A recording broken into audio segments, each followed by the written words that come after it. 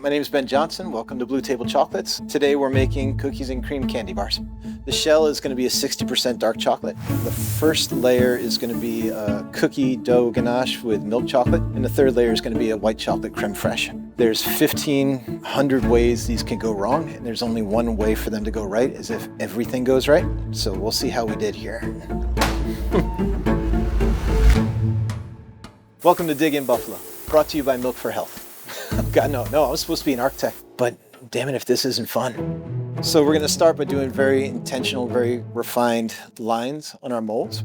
So what we're looking for is something thin, something unbroken, but something that's not 100% perfect. When people say they like dark chocolate or white chocolate, the answer for this is yes, it's in here. We're gonna do 3 colors. For this one, we were just in sort of a bluish purple phase.